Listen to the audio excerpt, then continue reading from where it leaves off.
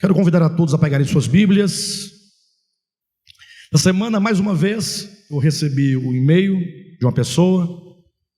Esse e-mail eu tenho recebido com uma certa frequência. Sempre há alguém que me pergunta acerca do nome do nosso ministério, né? Última vez me perguntaram, pastor, por que Ministério Apostólico de Volta à Palavra, né? Eu sei que quando essas pessoas perguntam, elas querem saber, na verdade, não é nem o porquê de ministério, nem de volta, nem a palavra. Eles querem saber o sentido do apostólico. Eles querem saber se porventura eu ou alguma outra pessoa que se auto-intitula apóstolo de Jesus Cristo. E eu quero então dizer, alto e bom som, que não sou apóstolo. Uma pena. Uma pena que o Senhor não me tenha separado para uma obra tão grande, tão maravilhosa, quanto a obra do apostolado, né? A irmã Vera falou, graças a Deus que não, porque certamente ela está pensando no termo apóstolo, conforme se concebe nos dias de hoje, no sentido de uma mera e esvaziada nomenclatura de uma hierarquia, que o homem cria, que o homem inventa.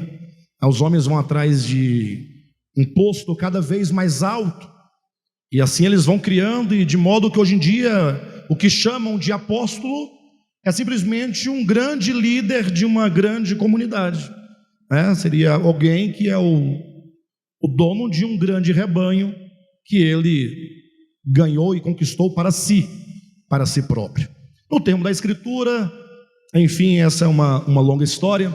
Mas o fato é que ministério apostólico de volta à palavra, o apostólico ele tem um sentido de que esta igreja, para a honra e glória do nome de Jesus, ela está sendo edificada no fundamento dos apóstolos e profetas. Conforme está em Efésios capítulo 2, versículo 20, a igreja de Cristo não tem outro fundamento, não tem outra base na qual deve ser edificado, porque a palavra apostólica é o próprio Cristo. Cristo é essa base, Cristo é esse fundamento.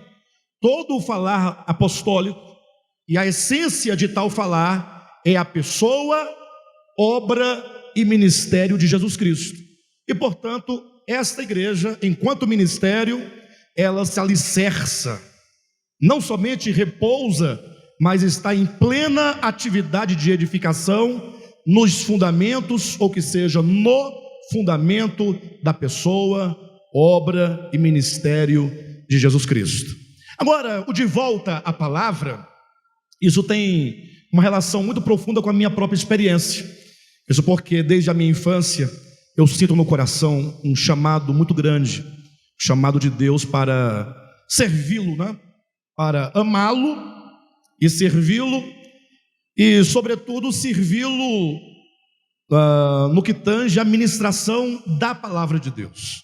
Então o chamamento quanto à pregação da palavra, na minha experiência, é algo que me acompanha, é algo que vai me dando uma certeza cada vez mais profunda desde a minha infância.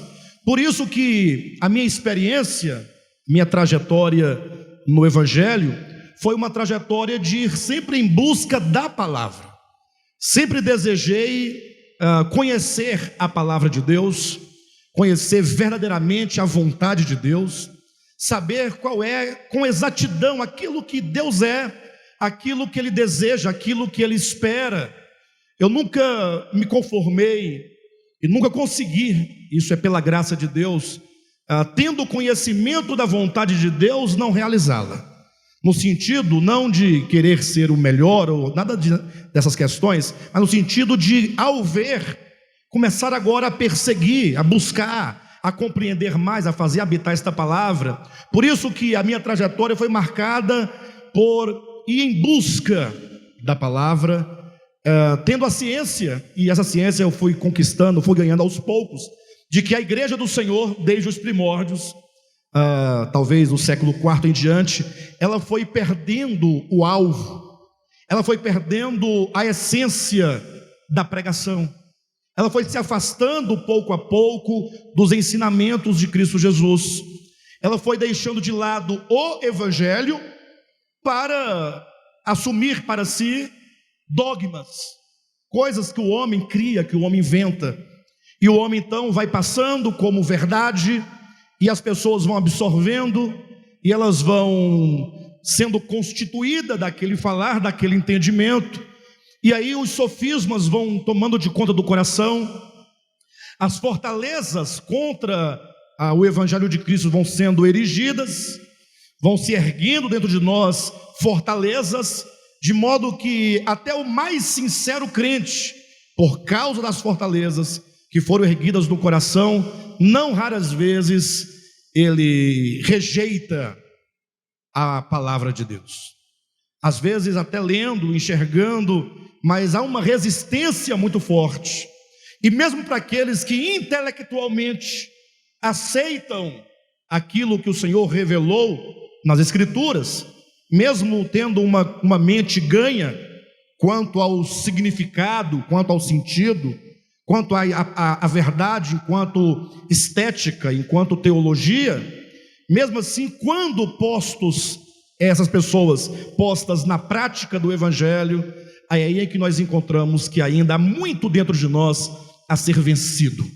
Vida cristã é uma batalha diária, é uma batalha contra principados, potestades, dominadores, forças espirituais da maldade, mas não é uma batalha objetiva, que você está aqui lutando contra alguém que você não vê, um demônio que passa, você se arrepia, fala assim, passou um espírito perto de mim, ou alguma coisa, um espírito, uma coisa muito vaga. Não, essa luta contra principados e potestades é a mesma coisa que Paulo diz em Efésios, ou melhor, em Gálatas. Em Efésios ele fala da batalha espiritual, e no livro dos Gálatas ele fala acerca de uma batalha que se trava no interior do homem, que é a batalha da carne e do espírito. Essa batalha é real. Você sente como que essa guerra, essa batalha está renhida dentro de você, na proporção em que você recebe a palavra de Deus. A palavra de Deus, ela nos confronta nossos sentimentos. A palavra de Deus confronta os nossos pensamentos cultivados. A palavra de Deus, ela entra em nós como uma luz e vai confrontando os lugares escuros da nossa alma, e vai confrontando nossas palavras, nossos comportamentos, nossas ações, como nós agimos nos nossos relacionamentos. Por isso que é importante que nós entendamos exatamente onde nós estamos no que diz respeito ao ministério. Com todo respeito a todos os ministérios, e certamente deve haver muitos ministérios sérios, de pessoas que amam a Deus e desejam servi-lo, mas você está no ministério apostólico de Volta à Palavra, e eu quero dizer para vocês o que isso significa. Quero estabelecer aqui 3 pontos que devem marcar a nossa experiência. Essa semana tive uma comunhão com o pastor Josué, com o cooperador Marcinho. Estávamos conversando acerca do destino da obra de Deus por meio deste ministério, ou o destino desse ministério por meio da obra de Deus. Estávamos conversando porque há pessoas de todo o Brasil que estão em comunhão conosco. Você olha, você vê aqui hoje 180 pessoas, 200 pessoas, você fala assim, puxa, poderia ter mais gente, mas tem muita gente.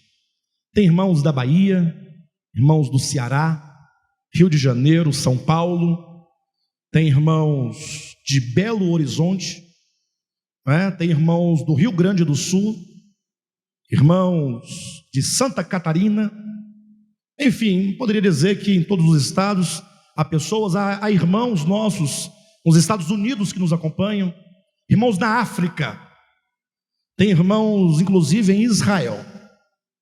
Em Israel tem um irmão, em Portugal, Espanha, e Deus nos incumbiu, portanto, nos colocou nessa responsabilidade esse ministério, no sentido aqui, sobretudo em Taguatinga, que seria a locomotiva material, humana, de onde procedem as diretrizes, né? Porque espiritual, nossa cabeça é o Senhor Jesus Cristo.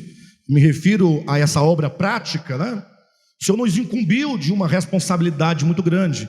E, portanto, é preciso, vez ou outra, nós resgatarmos a nossa identidade e resgatarmos o sentido do nosso chamamento. Então, 3 coisas eu queria compartilhar com os irmãos sobre nós, membros do Ministério Apostólico de Volta à Palavra, se bem que são 3 coisas que são devidas a todo e qualquer cristão, indistintamente. Eu digo para nós porque nós tomamos para nós esse encargo, assumimos para nós essa direção, mas todos os crentes devem passar por esses 3 aspectos, esses 3 pontos, porque não é algo peculiar a nós, mas é algo geral, é algo do Espírito Santo a todas as pessoas que creem no Evangelho. E a primeira coisa que eu quero chamar a atenção dos irmãos é para o fato de que nós estamos aqui não porque simplesmente queremos, não porque simplesmente achamos bonito uma coisa ou outra, achamos interessante, mas que você compreenda que você está aqui por obra do Espírito de Deus. Todos nós, como diz o apóstolo Paulo em Efésios capítulo 2, andávamos desgarrados. A nossa experiência é exatamente o que está em Efésios 2, estávamos mortos em delitos e pecados, desde que Adão, lá no princípio, caiu em transgressão, que toda a humanidade, da qual nós fazemos parte, estava errante, sem Deus no mundo, sem esperança, sendo dominados pelo príncipe da potestade do ar, que age na mente, nas consciências, nos corações de todos os filhos da desobediência. Não tínhamos nenhuma esperança em nós mesmos, não tínhamos nenhuma força, nenhuma capacidade, não tínhamos meios, não tínhamos absolutamente nada, quando o Senhor então, que te conhece, e te conhece antes da fundação do mundo, antes de o mundo existir, Ele já sabia exatamente quem era você, sabia de todas as suas fraquezas, de todos os seus erros, de todas as suas dificuldades, de todas as suas inclinações.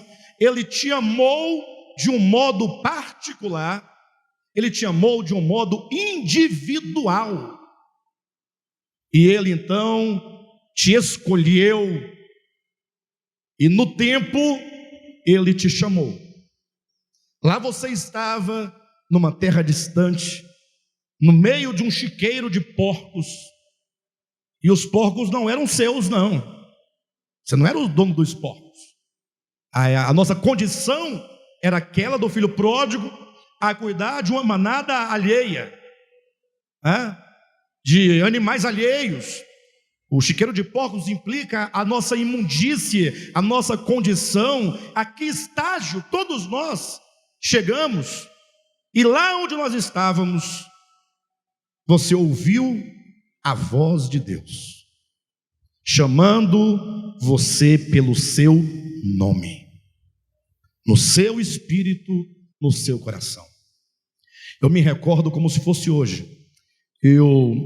Desde a minha infância, embora eu fosse crente, só nasce no Evangelho, vai crescendo, mas na minha adolescência eu me afastei, e como diz, eu fui conhecer mesmo como é que era o mundão. Aí fui mergulhando mesmo, toda sorte de maldade, de tudo que não prestava, eu estava envolvido. E numa certa ocasião, eu estava num bar. Eu sempre gostei de cantar, de tocar violão, embora não saiba nenhuma coisa nem a outra, mas estava tocando num bar, e eu gosto de canção sertaneja, e cantei uma música, salvo engano, não me recordo agora o nome do cantor, mas o Zé Rico cantava essa música, gravou essa música. Vários cantores gravaram, até mesmo cantores evangélicos chegaram a gravar a música Último Julgamento. No diz: senta aqui neste banco, pertinho de mim, vamos conversar. Léo Canhoto e Robertinho. Está vendo aí? Será que você tem coragem de olhar em meus olhos e me encarar? Agora chegou sua hora, chegou sua vez, eu vou te julgar, eu sou a própria verdade, chegou o momento, eu vou te julgar. Enfim, aí diz muitas coisas, no final ele diz assim: seu ouro falou alto, você tudo comprou, pisou os mandamentos que a lei santa ensinou, a mim você não compra com o dinheiro seu. Eu sou Jesus Cristo, o Filho de Deus. Irmãos, como nós estamos aqui agora, como eu posso ver vocês e posso ouvir vocês, acabando a canção, assentado onde eu estava, eu ouvi nitidamente uma voz que dizia: agora você levanta e vem.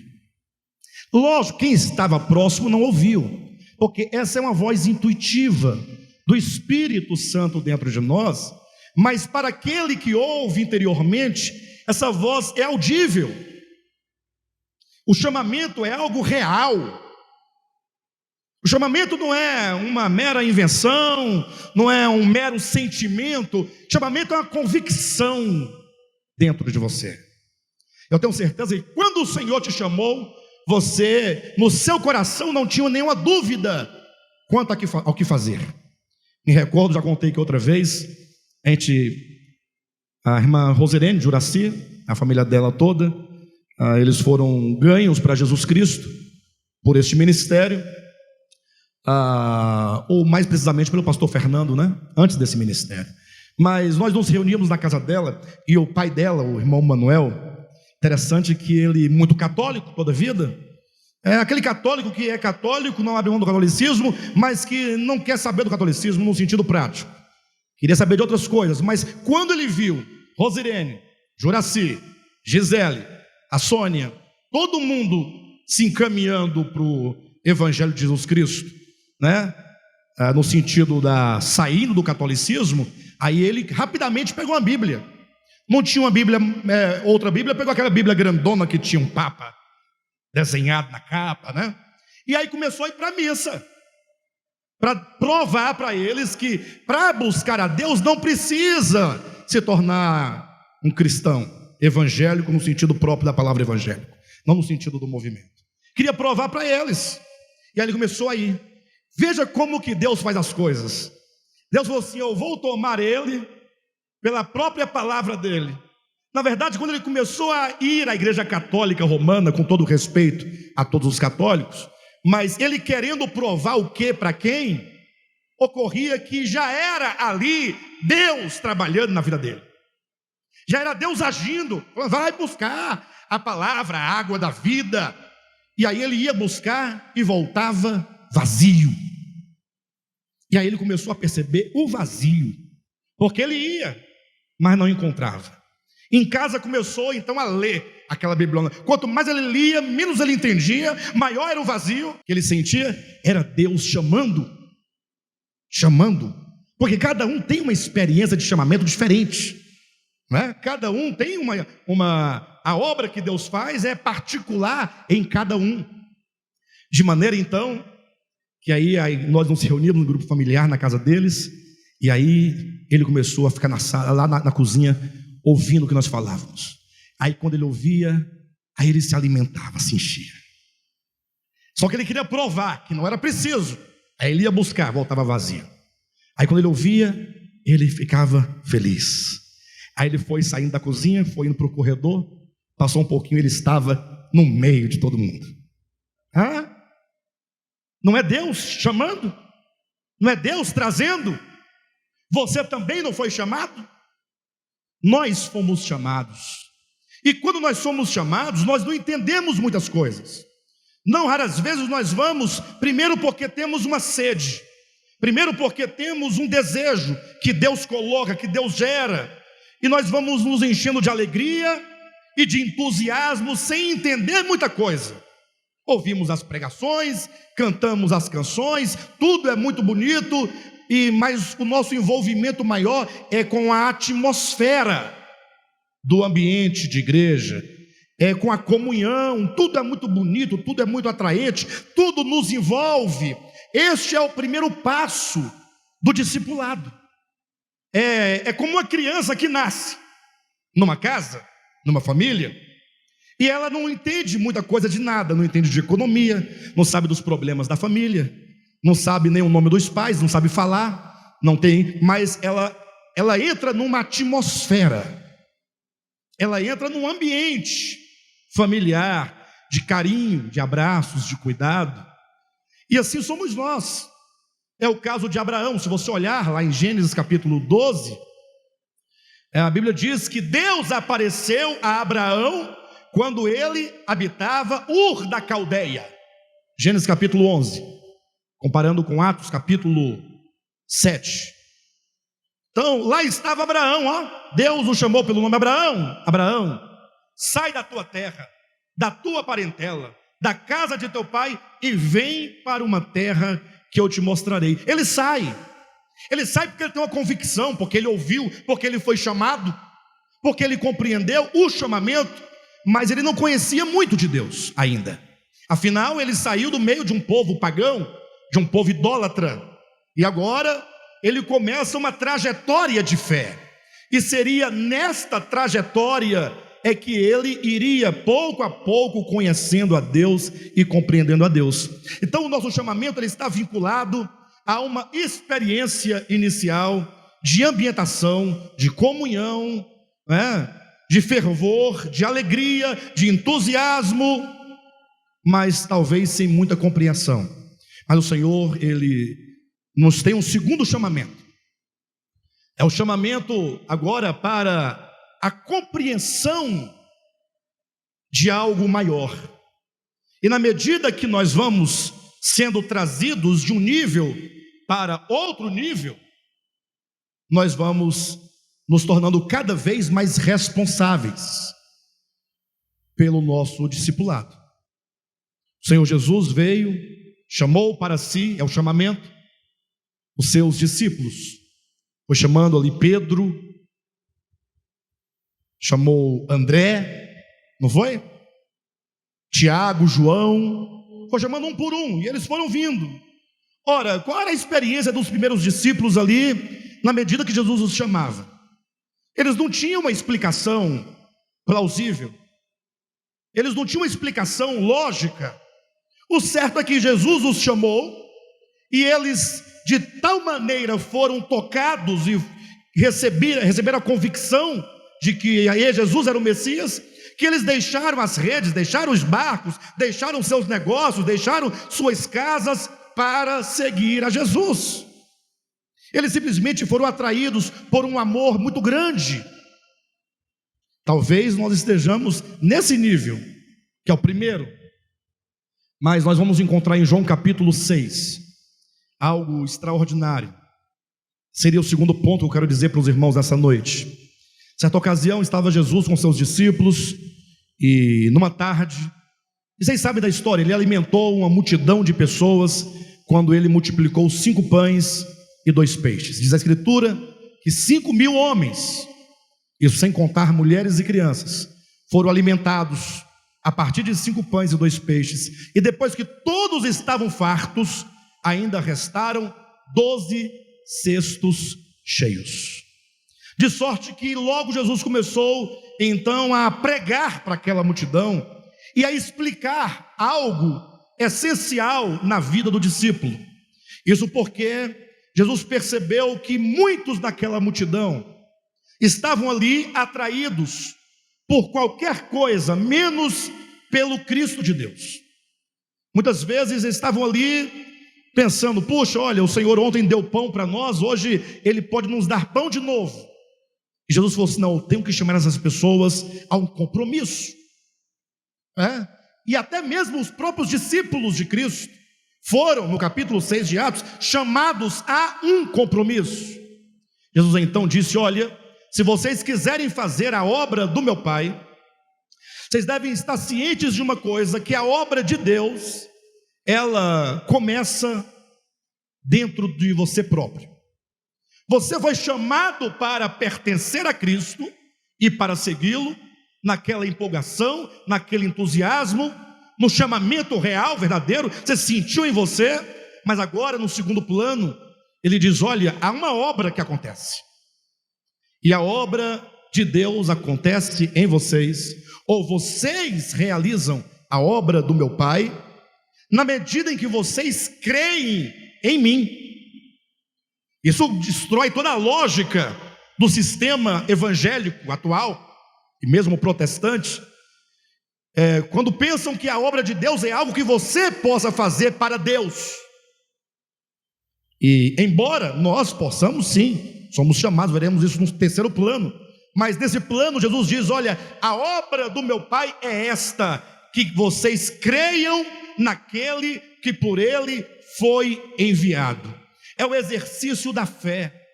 E Jesus explica que a fé não é um mero sentimento. No capítulo 6 de João, ele explica que a fé não é uma adesão a uma série de ensinamentos, não é adesão a uma mera localidade, uma mera congregação, mas ele diz que a fé é o coração, a alma, a mente, é o ser do homem, que olhando para o Cristo de Deus, vendo-o ali, materializado, corporificado, ouvindo os seus ensinamentos, esse discípulo, ele, ao ver o Cristo, e ao compreender a mensagem do Cristo, ele ganha uma convicção tal no seu coração, que é a fé, e a fé em exercício, diz assim: isso é tão grande, isso é tão verdadeiro, isso é único, que eu quero tomar esse Cristo para dentro de mim.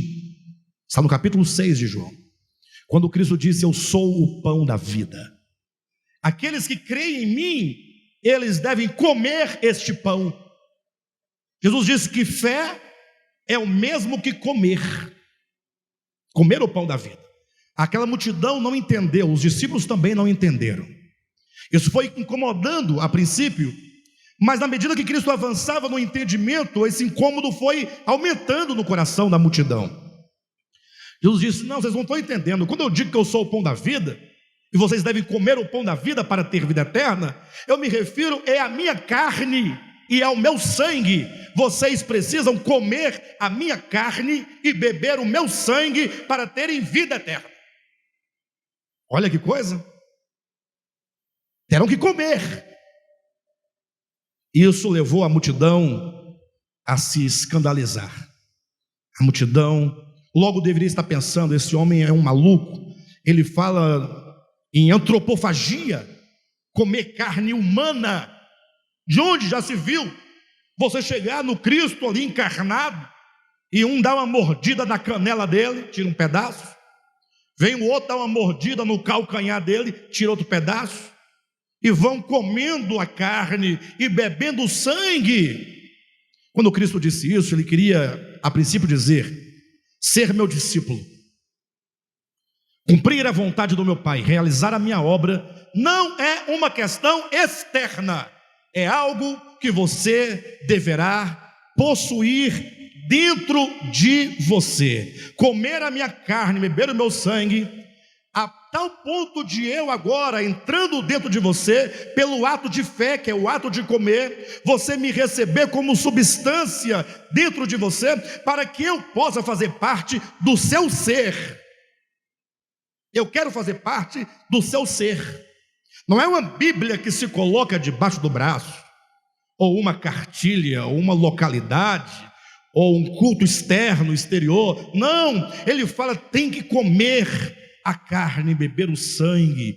E como a multidão não entendia, ele avançou no entendimento dizendo que comer a carne e beber o sangue não deve ser entendido literalmente, mas ele diz: significa vocês ouvirem, receberem e tomarem para si as palavras que eu vos digo, para que as minhas palavras constituam o ser de vocês, para que as minhas palavras constituam o entendimento de vocês, para que as minhas palavras não somente estejam no vosso coração, mas que ela reine soberana no coração de vocês, para que vocês então, vivendo aquilo que eu sou e aquilo que eu ensino, vocês sejam uma extensão, uma multiplicação daquilo que sou.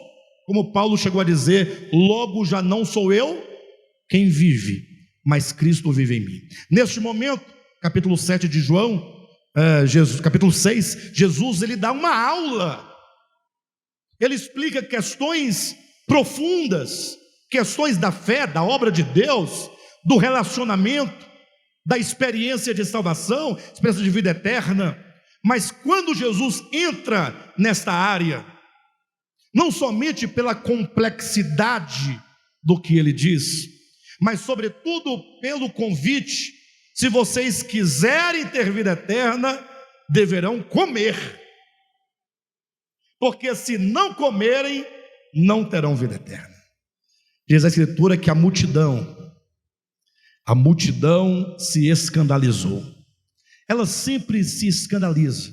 Aquela multidão estava acostumada com os ritos, com as festas judaicas, com os sábados dos sacerdotes, né, com todos aqueles rituais, aqueles cultos. Estava habituado com a doutrina dos fariseus, com os ensinamentos, com os dogmas, com a cartilha, com a lei, com todas as coisas externas. Quando foi dito: vocês não terão vida eterna por essa via meramente objetiva, de coisas, de conceitos, de ofertas, de ritos, só terão vida eterna se vocês tiverem compromisso tal com a verdade comigo, a ponto de vocês tomarem a mim como alimento, para que eu seja dentro de vocês, eu passe por um processo de metabolização, e a minha carne, o meu sangue, isto é, o meu ser, possa fazer parte agora do seu ser, totalmente. Nesse ponto, poucos ficam. É o ponto que alguns dizem assim: não é bem isso que eu gostaria, né? Então eu acho que eu vou ficar na outra turma, porque a outra turma é diferente, lá é mais fácil. É quando a pessoa ouvindo se escandaliza e fala: não, esse Jesus aí está louco, ele está maluco, o que ele pede não tem nada a ver com a verdade. A verdade é aquilo que nós ouvimos toda a vida, porque ninguém nunca, outrora, havia dito tais palavras. Você pode pegar de Gênesis até João capítulo 5, nunca houve ninguém na história que dissesse assim: se querem ter vida eterna, precisarão comer a minha carne e beber o meu sangue. Nunca ninguém disse isso. Quando Cristo disse, a multidão se escandalizou, e o pior, se retiraram. E ao se retirarem, diz a Escritura, ficaram somente os 12. Puxa vida, se alimentou ali uma multidão de 5.000 pessoas no dia anterior. Então vamos partir aqui em tese que tínhamos ali uma multidão de 5.000 pessoas, mais 12. Já imaginaram 5.000 pessoas voltarem? 5.000 pessoas que estavam dispostas a seguir a Cristo, desde que? Tem um desde que? Desde que não afete a minha vida. Eu sou um ser humano, uma pessoa, e não estou disposto a esse envolvimento. Foi embora a multidão. Para ser mais preciso, foram embora as multidões. Diz o texto, certamente vinham grandes multidões, ou vinham multidões, ou pequenas multidões de vários lugares, e elas então voltam para os seus lugares de origem, e Jesus olhando para os 12, eu fico imaginando ele olhando, um silêncio, uma pausa. O que ele vai dizer? E Jesus diz assim: e vocês? Nós o que, Senhor? Sim, as multidões foram embora. Quero saber de vocês. Vocês foram chamados, sim ou não? E vocês ouviram agora a que nível de comprometimento e de relacionamento eu quero com vocês. Hoje vocês ouviram com clareza. Vocês não somente viram prodígios que tanto vos alegraram, mas vocês agora ouviram que é preciso crer em mim. E vocês ouviram que o crer em mim não é meramente um acreditar de mente, mas é um tomar a mim mesmo, minha carne e meu sangue, isto é o meu ser, ou seja, meu espírito, minha essência, para dentro de você, para que ela seja a vossa vida. E vocês também não vão voltar? Em outras palavras, vocês estão agora indo para um segundo momento, mas ainda há chance de voltar. Porque Jesus não quer ninguém com Ele que não compreenda a razão do chamamento, que não compreenda o propósito divino. Ele quer que você tenha clareza para o que você foi chamado, que você tenha clareza de todas as consequências do discipulado. Não foi só uma vez, nem duas, em que Cristo falou o preço do discipulado. No momento ele disse: olha, ninguém que constrói um prédio, constrói um edifício, que primeiramente ele não se assenta, pega um papel, uma pena, nós dizemos caneta, e faz os cálculos para saber quanto será preciso de dinheiro para concluir aquela obra de edificação, para não acontecer que, começando a edificar o edifício, acabe os meios, ele não conclua a obra e as pessoas passem a zombar dele e a escarnecê-lo, dizendo: começou, não terminou. Jesus dizia isso com respeito ao discipulado.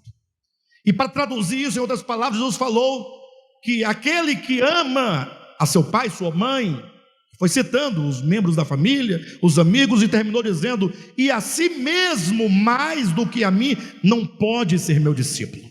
O discipulado exige não somente uma decisão absoluta, mas um amor absoluto por Ele. O que é um discípulo de Cristo, senão aquele que compreendeu o Evangelho, que foi chamado por Cristo e que agora o ama desesperadamente, porque sabe que Ele é o único caminho, que Ele é a verdade, que Ele é a vida. Por isso agora ele está determinado no coração. Aí a última consequência, e isso é demonstrado na experiência dos próprios primeiros cristãos, aqueles que, por causa de Cristo, o nome de Cristo, a pessoa de Cristo, a palavra de Cristo, eles foram presos, foram lançados em masmorras, foram jogados às feras, apedrejados, esquartejados. Eu fico imaginando que convicção é essa, que certeza é essa, e sobretudo que amor é esse, tão grande, que nem as feras, os leões, são capazes de intimidar um verdadeiro discípulo de Jesus. Nada. Jesus então continuou com seus discípulos mais um bom tempo, falando em parábolas, ensinando, falando sobre o reino, curando. Cada cura que ele realizava era um sinal. Os discípulos foram compreendendo muitas verdades acerca do reino de Deus. 3 anos e meio depois do chamamento desses discípulos, Jesus falou assim: olha, agora nós vamos passar por mais um processo. Agora nós vamos para o 3º nível de relacionamento, de discipulado. Primeiro foi o chamamento. O segundo foi a revelação da verdade. O 3º é que eu vou voltar para o meu Pai. Como assim, Jesus? Não estamos entendendo. O Senhor vem, o Senhor é o Messias, o Rei, e nós aqui esperando que o reino se estabeleça aqui de Jerusalém. Todas as nações vão servir a Ti e virão a Jerusalém, trarão presentes a Ti. De Sião sairá o cetro que governará as nações. E o Senhor diz que vai voltar para o Pai. Como é que é isso? Ele falou assim: é porque eu preciso voltar para o meu Pai. Eu vou morrer vão me prender, vão me cuspir, me insultar, e eu vou morrer. Mas fiquem calmos que eu vou ressuscitar ao terceiro dia. Sim, Jesus, mas como assim? Eles não entendiam. Eles não estavam entendendo. Até o momento em que Cristo estava no cenáculo e diz que Jesus, suando e chorando, disse: a minha alma está profundamente angustiada até a hora da morte.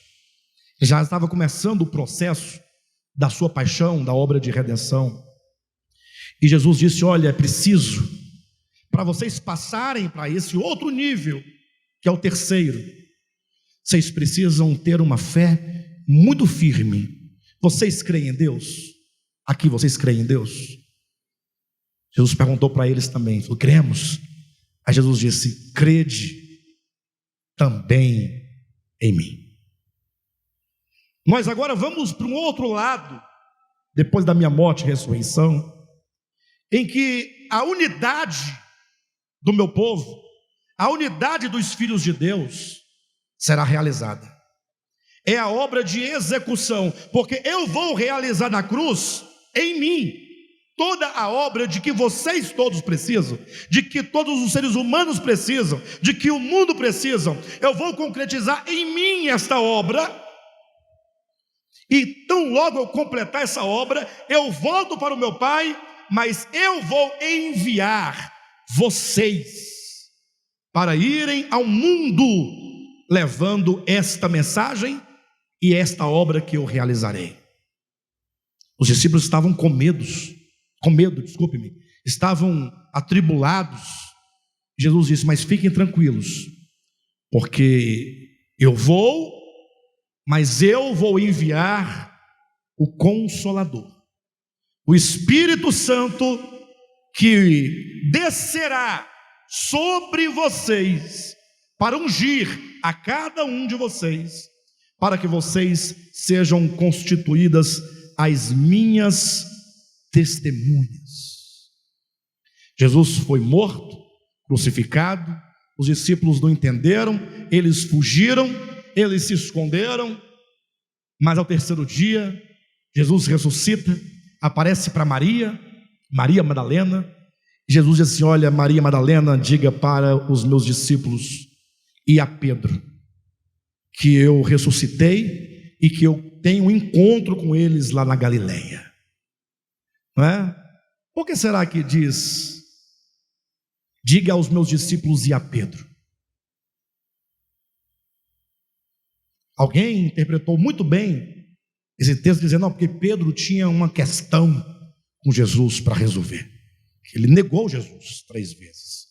Então Jesus, com essas palavras, talvez queria dizer: Pedro, calma, nós vamos conversar e tudo será resolvido.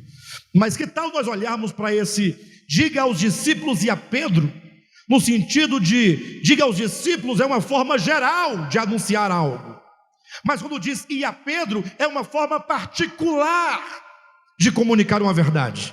Ou seja, diga aos meus discípulos e ao Cadmo. Ou seja, você percebe que essa obra, esse chamamento, ele é dito a você, individualizado, ainda que coletivamente. Diga aos meus discípulos e ao Almir, aos meus discípulos e ao Gil. Que maravilha, né, Gil? Cada um pode colocar o seu nome. Jesus então se encontrou com os discípulos, falou assim: olha, agora é a hora de pôr em prática a terceira fase do nosso plano.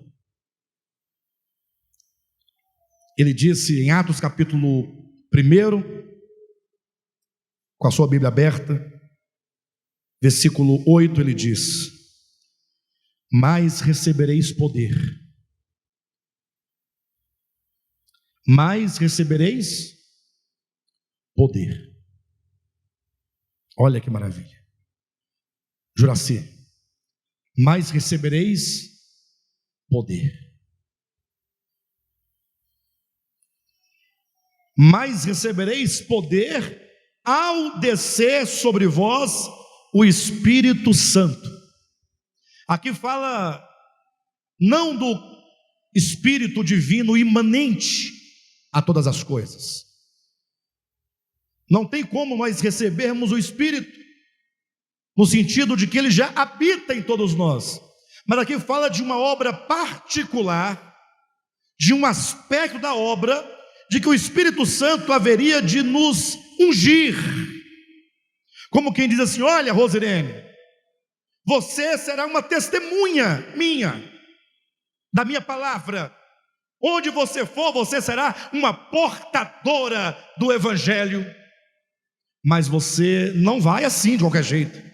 Fique tranquila, porque o Espírito Santo descerá sobre você, para te ungir, para te habilitar, para te capacitar, para te dar coragem, para te dar ânimo, para te dar poder, força, ousadia.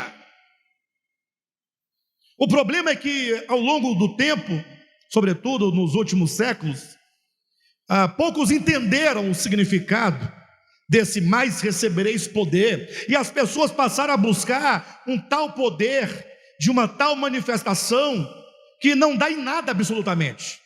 Elas querem se empolgar, elas querem chorar, elas querem cair. Aí está lá o pregador que diz que naquela noite vai fazer este poder descer sobre a igreja. Quando ele começa a fazer com que esse poder desça, ele diz: una suas mãos aí, Cadmo. Assim, isso. Fica firme aí. Aí daqui a pouco ele fala assim: agora tenta abrir sua mão. Aí fica lá o irmão tentando. A unção da mão grudada.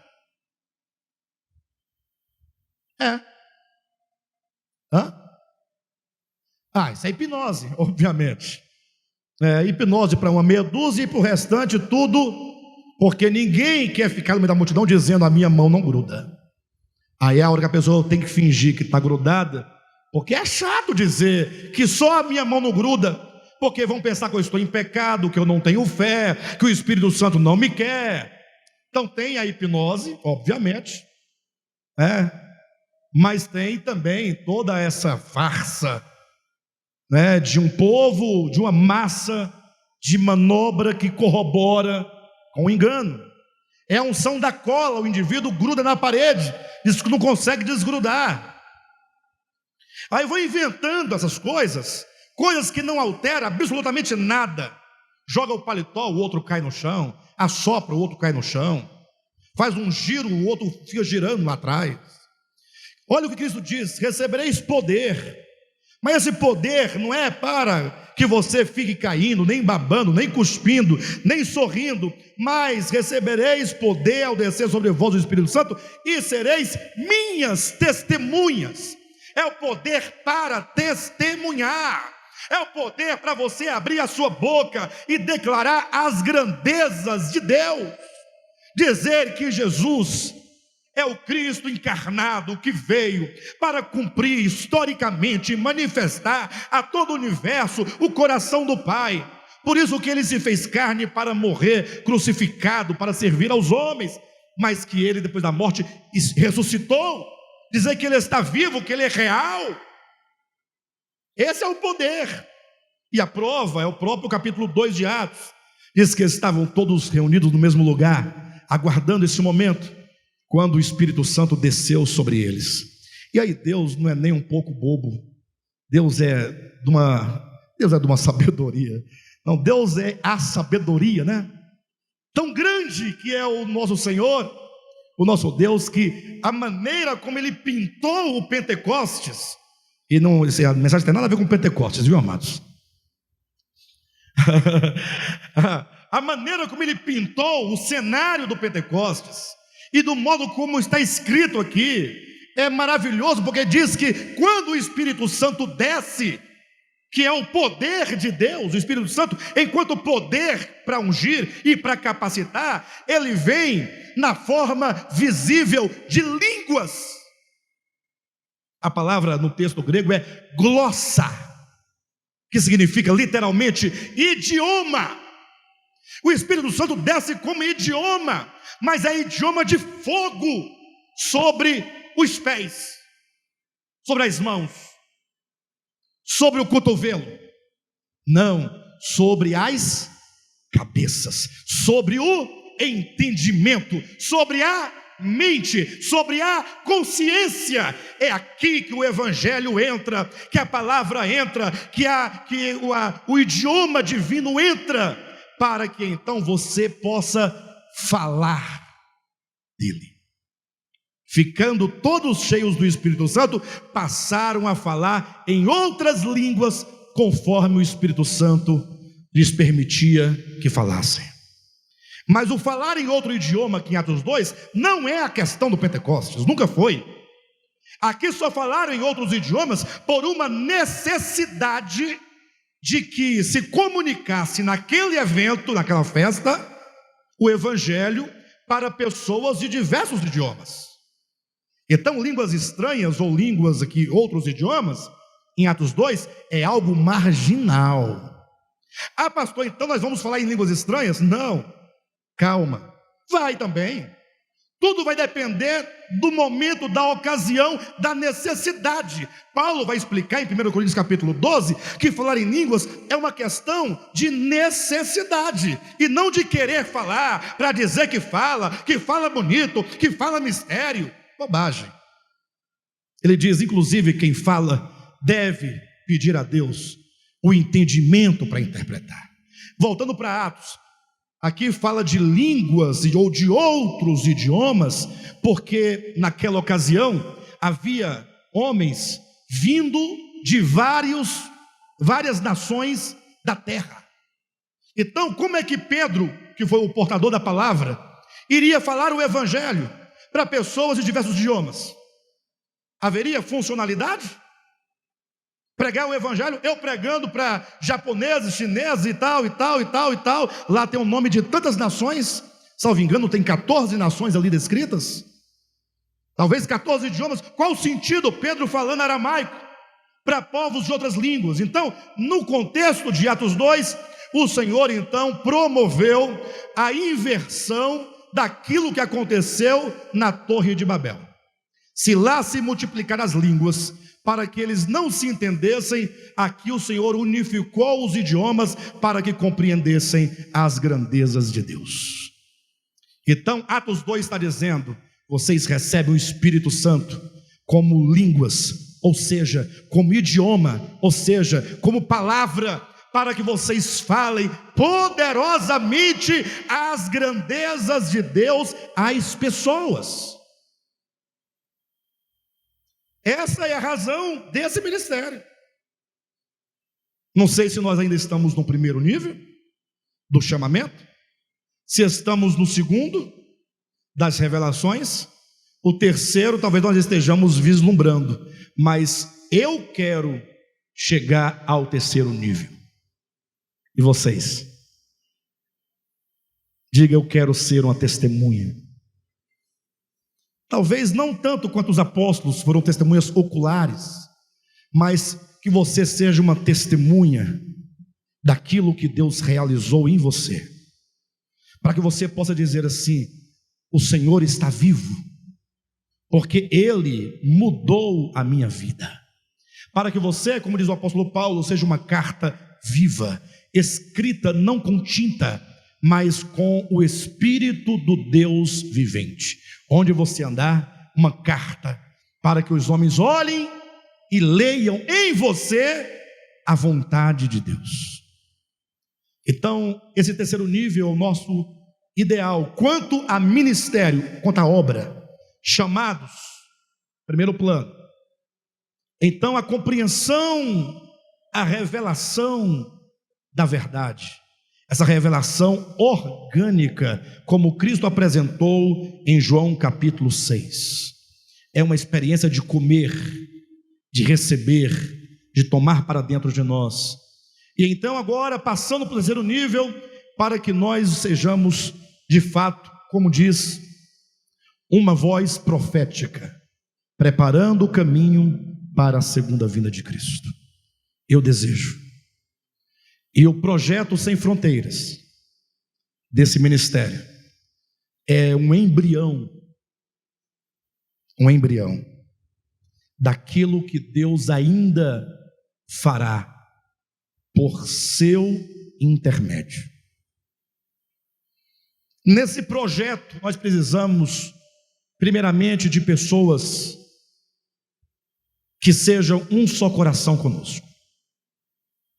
Pessoas que digam: olha, pastor, estamos aqui, juntos, nosso coração, juntos, unidos, porque nós não faremos nada sozinhos, nada individual, nós somos um corpo, e para sermos um corpo, no sentido prático, precisamos de uma só mente, um só coração e uma só alma.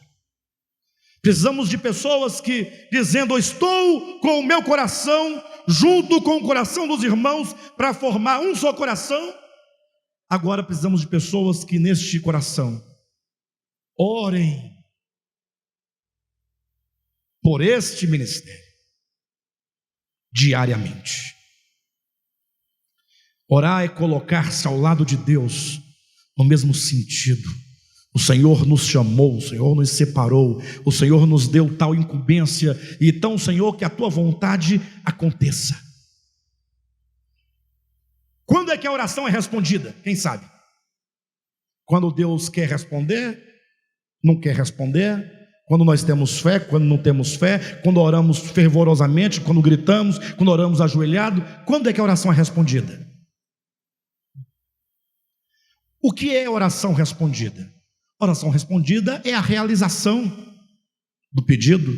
Agora imagine você orando: Senhor, santifica o teu nome, que o teu nome seja santificado. Imagine só, não pode ser um mero pedido para que ele faça algo, como se ele dependesse de nós para pedir para ele que ele próprio santificasse o nome dele. Não chega a ser estranho, não? Oh Senhor, eu estou aqui, coitadinho do Senhor, eu estou cooperando contigo no sentido de pedir a ti, tenha misericórdia de ti e santifica o teu nome. Não tem sentido, tem? Então daí vocês tiram que orar não é isso. Orar é colocar no coração aquilo que Deus quer realizar. Quando está no seu coração, aquele desejo se torna naturalmente a sua oração, quando o seu coração se une ao coração do Senhor. Então, se Deus nos chamou para ser uma voz profética, para ser uma candeia colocada, no velador, acesa, para sermos uma cidade edificada sobre o monte, então você tem que falar: Senhor, que isso esteja dentro do meu coração. Senhor, cumpra, Senhor, realiza. Senhor, eu quero ver o ministério de Volta à Palavra como uma candeia acesa. E para tanto, que o teu Espírito capacite, que teu Espírito encha, que teu Espírito envolva, que teu Espírito nos dê ousadia, nos dê poder, tire a covardia, tire a negligência, tire a indiferença. Isso no coração. Aí você próprio vai ser o primeiro a estar reavivado. Aí você, quando chega aqui, vai encontrar outros que, à sua semelhança, também estão reavivados. Você fala assim: mas o que está acontecendo nesse lugar? Está tudo diferente. Que maravilha. Pessoas que orem pelo ministério, pessoas que orem para que aquilo que Deus propôs que nós cumpríssemos enquanto objetivos e metas, que esses irmãos envolvidos tenham força, que eles sejam fiéis, sem nunca se venderem, nem por dinheiro, nem por posição, e nem por qualquer outra coisa, mas que sejam puros na incumbência de só desejarem pelo reino de Deus e nada mais. Pessoas que não somente coloquem o seu coração para ser um só coração, não somente orem, mas pessoas que estejam dispostas a cooperar materialmente para que essa obra aconteça. Imagine vocês que nós estamos na iminência de surgirem uma série de núcleos ministeriais em vários lugares. Pessoas que estão nos aguardando. Lógico, isso vai acontecer quando o Espírito Santo sinalizar, colocar o seu selo, nos dê a garantia. Nós não vamos sair por aí fazendo qualquer coisa, não. Mas o Senhor já está fazendo. Deus está levantando pessoas fiéis, que amam a sua palavra em vários lugares. E nós, na qualidade, aqui humanamente falando, nós somos responsáveis por alimentar esse povo, dar a assistência necessária. Sim ou não? E nós então vamos precisar muito da cooperação. Primeiramente, que esse ministério aqui em Taguatinga, ele se fortaleça, e que nós não tenhamos necessidade alguma, no sentido de que nós não venhamos a gastar o nosso coração e a nossa mente com ansiedades de coisas materiais, mas estarmos totalmente livres para pregar, falar. Vocês entendem? Precisamos de pessoas que não somente unam seu coração, não somente orem, não somente contribuam com suas ofertas, mas pessoas que falam: pastor, olha, eu sinto que além de ser um no coração, além de orar, além de ofertar, eu posso ser útil. Eu posso ser útil com meus dons, meus talentos, e de alguma maneira colaborar na propagação da palavra. Obreiros sinceros, obreiros que não buscam a própria causa, obreiros que não buscam a promoção do seu próprio nome, mas obreiros que digam assim: olha, que nós somos como vasos de barro, e que o ministério da nova aliança, o Espírito de Deus, é que é o tesouro. Obreiros que sempre se entendam: sou um vaso de barro. Porque tem muitos que fazem de si um vaso de ouro, e fazem do Espírito Santo barro dentro de um vaso de ouro. Não funciona. Não é o meu nome, não é o seu nome, não é a minha honra, a minha fama, nem a sua. O que se busca é o reino de Deus. Nós precisamos de ter esse Espírito nos envolvendo, nos unindo, que as barreiras sejam quebradas, as dúvidas sejam arrancadas pelo poder do Espírito Santo, e que nós possamos nos levantar, nos erguer e nos posicionarmos como ministério apostólico de volta à palavra, chamados para ser testemunha de Jesus Cristo, até que Ele venha. Amém?